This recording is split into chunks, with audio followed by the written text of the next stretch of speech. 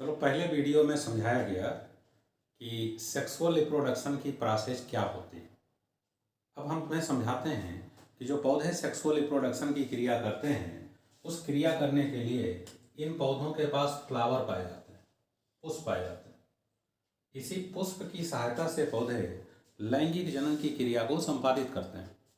यानी पुष्प वो स्थल है, वो साइट है जहाँ से पुष्पीय पौधे लैंगिक जनन की क्रिया को संपादित करते हैं। पुष्प सभी पौधों पर नहीं पाए जाते।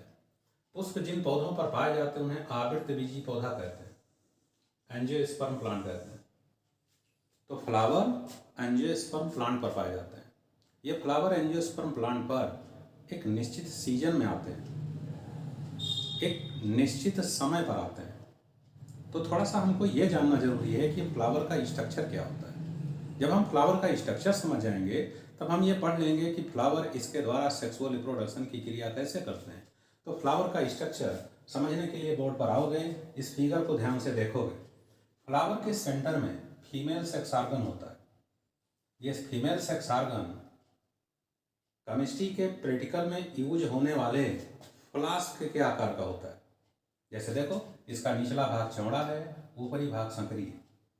इसे हम गाइनोइसियम कहते हैं, हिंदी में जायांग कहते हैं। इसकी जो इकाई होती है इसे कार्पेल कहते हैं। इस कार्पेल में 3 भाग होते हैं। इसका जो टिप होता है इसे हम स्टिग्मा कहते हैं। इसका जो मिडिल पोर्शन होता है इसे स्टाइल कहते हैं। इसका जो निचला पोर्शन होता है इसे ओवरी कहते हैं। ये 3 पार्ट जो तुमको दिखाई दे रहे हैं, ये तीनों पार्ट पुष्प के मादा जननंग गाइनोसियम के भाग हैं।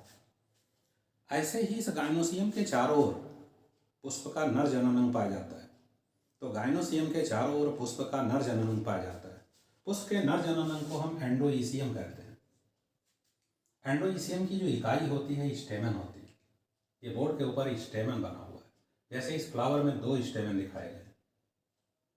इस स्टेमन को अगर हम ध्यान से देखते हैं तो इसका निचला भाग, ये जो निचला भाग है इसे फिलामेंट कहते हैं, और जो ये ऊपरी भाग है हम इसे एंथर कहते हैं।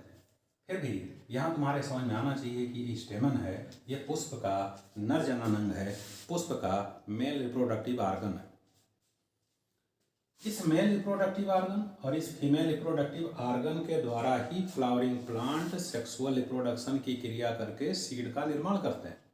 कैसे करते हैं हम आगे समझाएंगे। लेकिन फ्लावर में 2 भाग और होते हैं। एक कलर भाग होता है, इसे करोला कहते हैं। इस करोला की यूनिट को पेटल कहते हैं। जैसे इस फ्लावर में 2 पेटल बने हुए। पेटल की संख्या कई हो सकती है। अलग अलग प्रकार के प्लांट के फ्लावर में पेटल की संख्या अलग अलग होती है। ऐसे सबसे निचले भाग पर जो ये फिगर तुमको दिखाई दे रहा है, इसे हम पुष्प का चौथा भाग बोलते हैं। ये कैलिक्स होता है। इस कैलिक्स की जो इकाई होती है वो सेपल होती है। ये सारे पुष्प के भाग जो पार्ट देख रहे हो, ये एक पुष्प के विशेष प्रकार के स्ट्रक्चर पर लगे होते हैं। इस स्ट्रक्चर को थैलमस कहते हैं। इस थैलमस से डंठल जुड़ा होता है, इंग्लिश में स्टॉक कहते हैं। इसी स्टॉक द्वारा फ्लावर प्लांट के बॉडी के स्टेमन पर अटैच होता है।